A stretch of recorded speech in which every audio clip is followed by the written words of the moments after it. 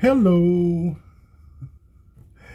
Today is Monday, December 11th, 2023. This is a sideshow. I'm Theodore Parker. And today, in this area of Kentucky, Lexington, the temperature is around 30 degrees and probably won't get above freezing until noon. Let me grab my notes here for today. Mostly cloudy. Lows overnight in the upper 20s. Speaking of today, sunrise today will be at 7:43 a.m. in this area. Sunset at 5:18 p.m. Pollen, none. AQI, air quality index, is good at 17. And today the wind will be about 8 miles per hour. So, as I say, if you're watching the sideshow on Facebook and Instagram, don't forget to like, comment, and share. Talk about it on WhatsApp. The sideshow on YouTube. Same, like, comment, share, and subscribe. And the sideshow coffee cup. 11-ounce black ceramic, dishwasher safe with the sideshow logo on it. Buy from me for $17 plus shipping and handling. Pay me through Cash App. $ TR Parker 1. So, I grabbed some items out of the headlines in the news today. I thought I would pass them along, maybe with a few comments. And I mentioned maybe a week or so ago that I was having some technical difficulties. I went ahead and corrected that, so hopefully we'll be able to get through today's show. If not, then I'll give the rest of it to you at another time. Show is successfully concluded when I sign off. So, in the top headlines in the news, tornado outbreak leaves behind damage in Tennessee and Kentucky. A series of devastating tornadoes have swept across multiple states, leaving 6 dead, including a child, and dozens injured. Supercell thunderstorms were one of many impacts from a large storm system that promised to produce snow, wind, and heavy rain fall for portions of the eastern United States. We had a significant amount of rain over the weekend here in Lexington. So these incidents occurred in at least 2 counties here in Kentucky. 18 brands have reportedly cut ties with Diddy's e-commerce platform, Empower Global. We believe in victims' rights. As Diddy continues to face sexual abuse lawsuits, at least 18 companies have already cut ties with the mogul, according to a new report by Rolling Stone. As we previously shared, Diddy recently launched his e-commerce platform, Empower Global. But after Cassie and 3 other women accused him of sexual assault and physical violence, certain brands have reportedly decided to walk away from him. So there we have that. Martha Stewart says she doesn't have curtains in her house because she would be embarrassed if she was asleep past sunrise. All right, Martha, I second that. The sun usually wakes me up too, as well. No immediate need for scheduling, as they say, setting the alarm. Now here's one that has several different perspectives. Elon Musk says he'll consider bringing Sandy Hook conspiracy theorist Alex Jones, who has been banned for 5 years, back to X. Excuse me. This was Interesting from several different viewpoints because it has a lot of details that I was not previously aware of, and it kind of clears the air on anything that wasn't previously discussed. I didn't know that he was banned for 5 years, but I did pass some information about Alex Jones and the $1.5 billion lawsuit that was going on that was settled for $85 million. So let's just jump into this. An ex-user urged Elon Musk to restore the account of conspiracy theorist Alex Jones on the platform. Musk was previously adamant that Alex Jones would not return to X, but now says he'll reconsider. Jones, who pushed a conspiracy about the Sandy Hook mass shooting, was banned from Twitter in 2018. Elon Musk has backtracked on his refusal to bring conspiracy theorist Alex Jones back on X, formerly Twitter, and is now considering reinstating his account via a poll decision on the platform. An ex-user, The Quartering, posted about Alex Jones' upcoming interview with Tucker Carlson, another conspiracy theorist fired from Fox News, and said, "Think about how much letting Alex Jones back on X would make the machine rage at Elon Musk. It's time." The billionaire responded, "We'll consider. In general, since this platform aspires to be the global town square, permanent bans should be extremely rare. Also, if he does say something false on this platform, then at Community Notes will correct him, whereas that would not be the case elsewhere. Let's hold a poll." Now, I'm not sure in this statement of Elon if Elon is referring to a poll of his based on his staff's opinion or based on ex-users' opinion, but we'll see. He is yet to post a poll, but the decision contrasts his much firmer stance on Jones in 2022. Musk brought X in a $44 billion deal in October 2022 and made a series of controversial changes, including restoring previously banned accounts. This included rapper Kanye West, former President Donald Trump, Jordan Peterson, Andrew Tate, and a string of high-profile right-wing figures. However, the new X owner was adamant that Alex Jones would not have his account reinstated on the platform because he had no mercy for anyone who would use the deaths of children for gain, politics, or fame. Musk even said, "My first child died in my arms. I felt his last heartbeat." Jones is the founder of a far-right conspiracy theory website, InfoWars, and pushed a false theory that the Sandy Hook school shootings were actually orchestrated by the government. Pause. Now, this is the first time that I've heard conspiracy theories, with this much detail. I just hear it in the media, make note and just keep on going. So now I have a reference point. Events that people say the government is responsible for.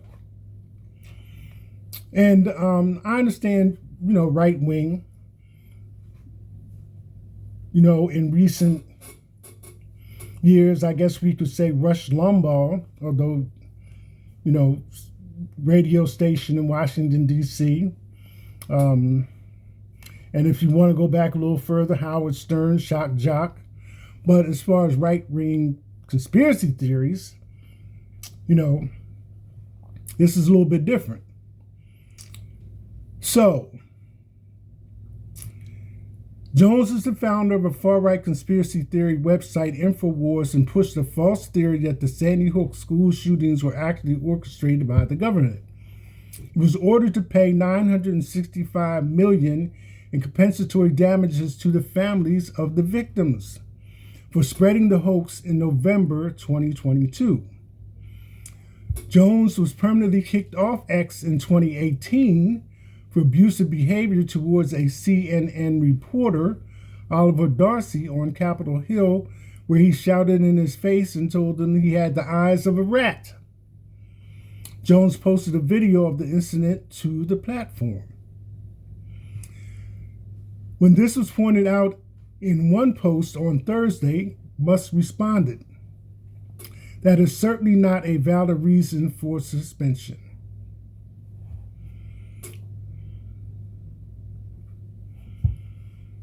So, something else to see, hear, and think about. Alex Jones a la Elon Musk on X.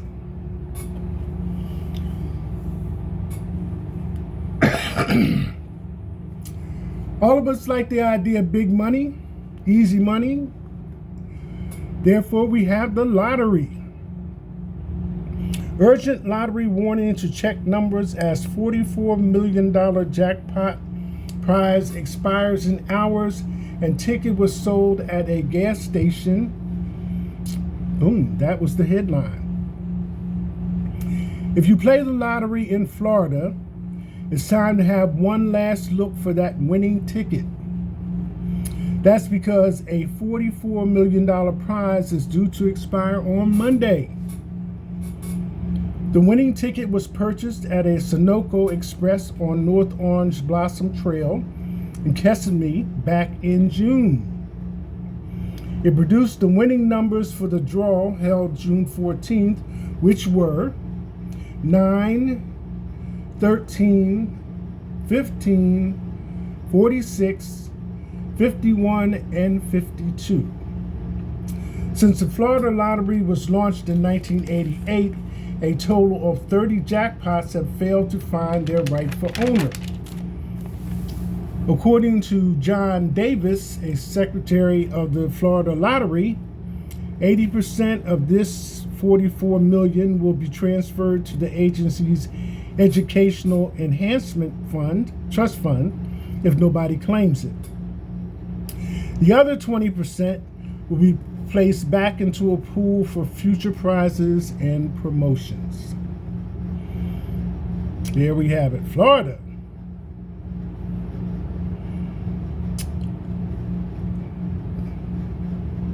Now, we know we've had recalls, which I mentioned, on various products and certain companies and things of this nature, saying they will discontinue this product or just that product. Here in the state of Washington, families were cheated. Low-income Americans are about to receive $40.6 million after chicken and tuna price-fixing conspiracies. Here's what happened. Washington State Attorney General Bob Ferguson has added a feather to his cap. He has successfully sued the nation's largest chicken and tuna producers for encouraging in practices he believes cause families to overpay by millions of dollars. After reaching legal resolutions with 15 major chicken producers and 4 big tuna companies, all accused of inflating and manipulating prices, Ferguson's office is now returning $40.6 million in restitution to approximately 402,200 low-income Washington households. Well, at least he got them in the court. We'll see what happens from there. Ferguson said, in part, Washington families were cheated by corporate price-fixing conspiracies they knew nothing about. So good for them. Good for them. So I haven't said much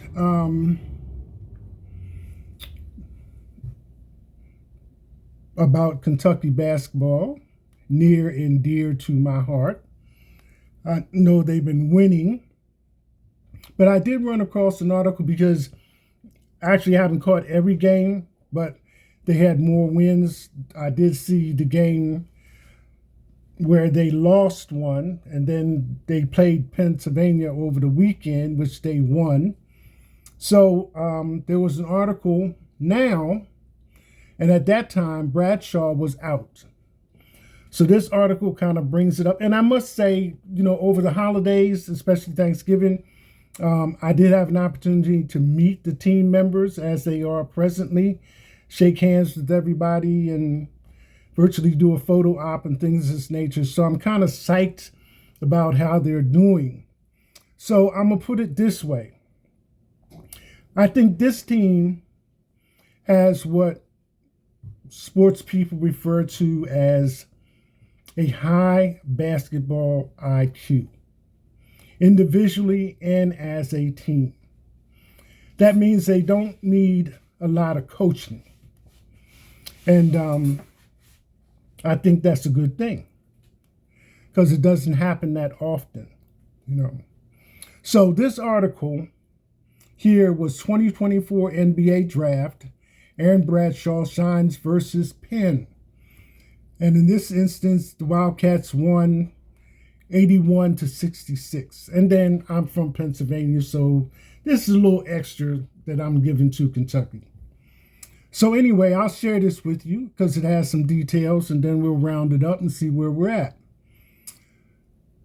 The Kentucky Wildcats defeated Penn yesterday 81-66. Kentucky has implemented a whole new offense and style of play this season. Plus, with incorporating non-conference games in the schedule, then the evaluation of the team has to take that into consideration. Okay. So they were playing a whole lot faster, taking more three-pointers and less mid-range jumpers. This opens up the floor for guards to thrive, but also gives a ton of room for bigs to operate. One big man that we are going to break down is Aaron Bradshaw. Bradshaw is a 7'1" center that played his second game of the season yesterday. How did he look? Bradshaw produced a double-double as he led the team in scoring with 17 points, led the team in rebounds with 11, and led the team in blocks with 3. One thing for sure is that the 7'1" freshman center will be productive on the stat sheet if given enough minutes on the floor. He has made 6 field goals around the rim, with some being dunks and layups.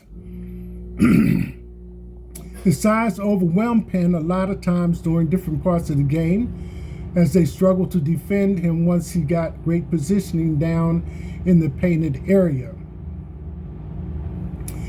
He serves well as a lob threat and a guy that can generate easy second chance points when he's playing with energy. One thing that caught a lot of people's eyes was when Bradshaw made a three-pointer off the catch. The freshman in the high school scene was labeled as a big man that could stretch the floor at a respectable rate, so him making an outside jumper off the catch wasn't a surprise to many scouts or elevators. He showed a clean shooting stroke on his free throw attempts as well, which is exciting for Kentucky fans as it adds a whole new element to their team if Bradshaw is able to consistently knock down jumpers and free throws.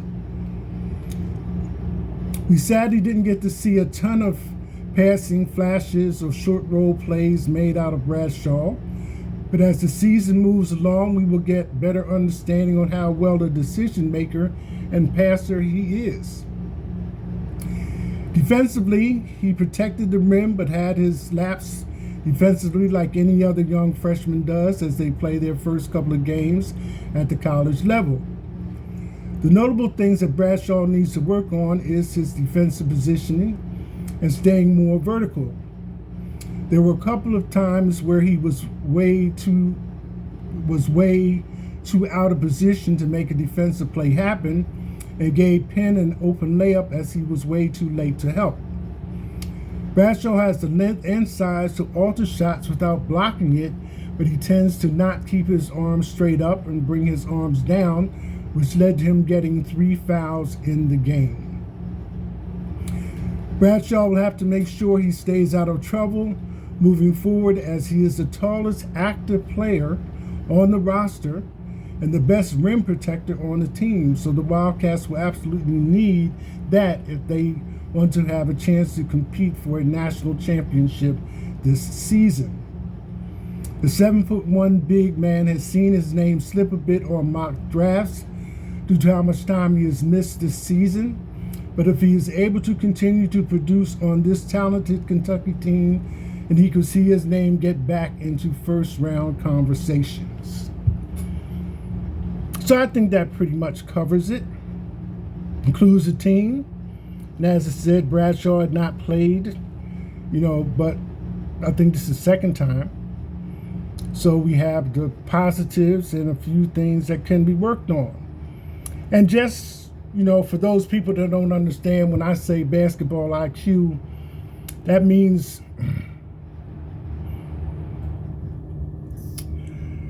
knowing what to do and when to do it.